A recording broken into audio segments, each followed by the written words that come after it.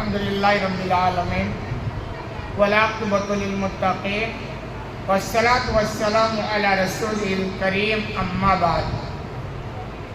आगे इमाम बुखारी रहमान ने बाब बाधा है, बाब इस्लाम अबी ज़र रज़ियल्लाहु अन्हु। बाब है हज़रत अबू ज़र ग़िफ़ारी रज़ियल्लाहु अन्हु के इस्लाम लाने का बयान।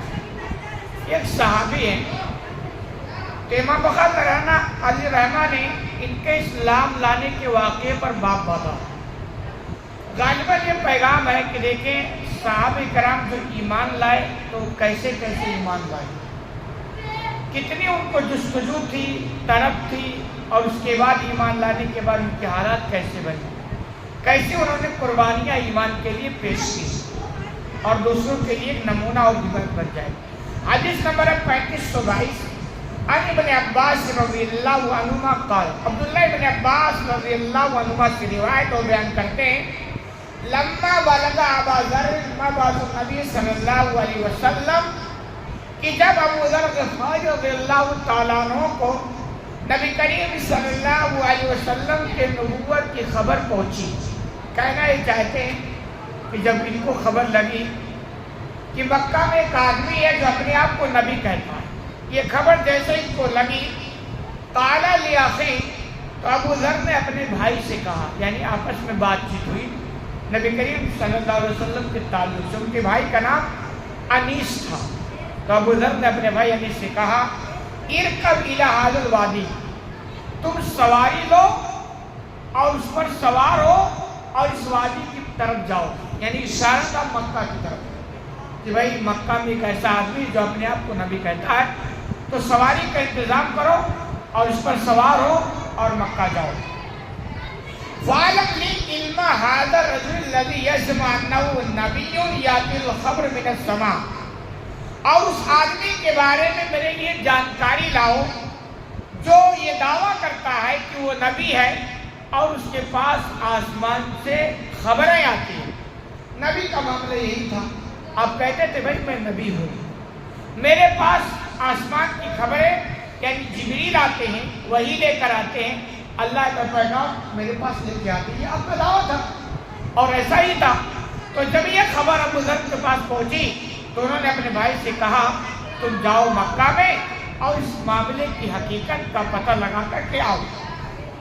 कह रहे फिर क्या हुआ, वस्मा मिन कौली, और साथ ही में कहा अबू ज़र ने अपने भाई से कि तुम उनकी बातें सुनना, यानी नबी जो कहते हैं ना मैं नबी हूँ, जब बातचीत करना तो उनकी बातें गौर से सुनना। सुम्मा दिनी, फिर वो बातें लेकर के मेरे पास आ जाओ।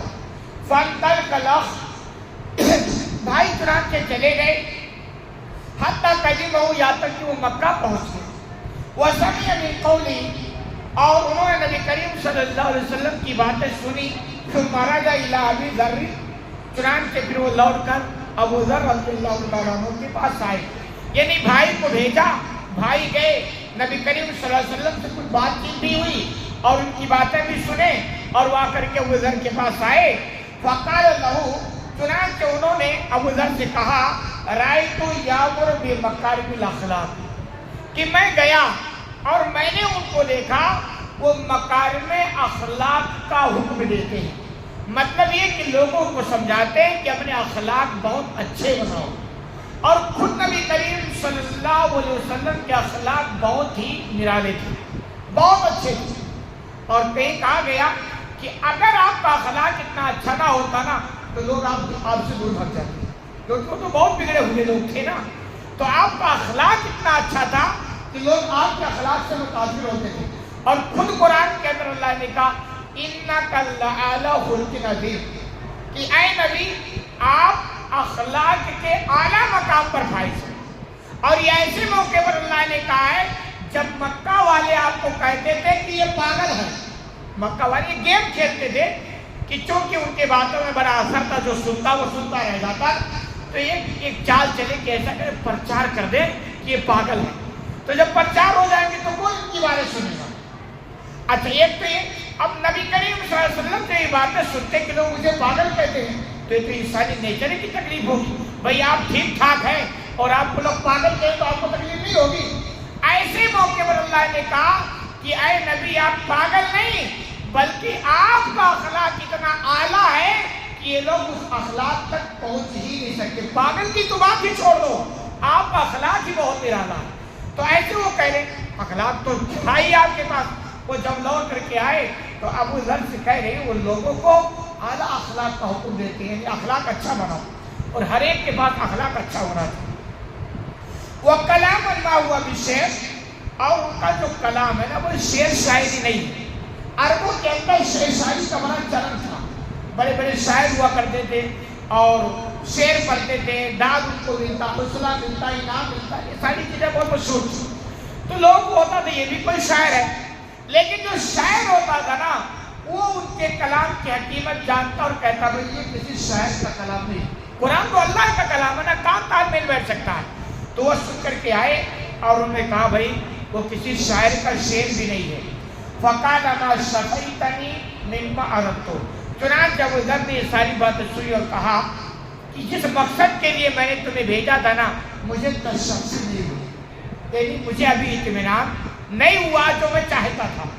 فتزود وعمل شنۃ له فی یما، چنانچہ انہوں نے کچھ سامان سفر تیار کیا اور ایک پرانا مشکیزے میں پانی بھرا اور اس کو لے کر روانہ ہوئے حتیٰ قدم مکہ، یہاں تک کہ وہ خود مکہ پہنچ گئے.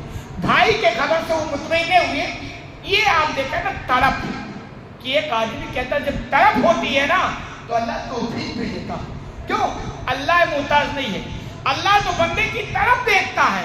جب بندے کے اندر طرف ہوگی کسی چیز کی تو اللہ پھر توفیق دیتا ہے. طرف نہیں، کوشش نہیں تو اللہ توفیق بھی نہیں دیتا ہے. ان کی طرف دیکھ. چنانچہ وہ تسلی نہیں ان کو ہوئی تو واپس جب خود مکہ گئے کہہ رہے فات المسجد، چنانچہ میں مسجد حرام میں پہنچا. فالتمسا النبی صلی اللہ علیہ وسلم، اور میں نے نبی کریم صلی اللہ علیہ وسلم کو تلاش کیا. لا یرکو، لیکن معاملہ یہ تھا کہ وہ پہچانتے نہیں تھے. اب دوسری بات یہ تھا کہ بھئی اس وقت آپ کے لیے بڑی پابندی تھی حرم میں جانے کی، تو کبھی جاتے کبھی نہیں جاتے، برابر تو وہاں رہتے نہیں تھے. تو وہاں گئے، دیکھے اور پہچانتے بھی نہیں تھے تو سمجھ نہیں سکے.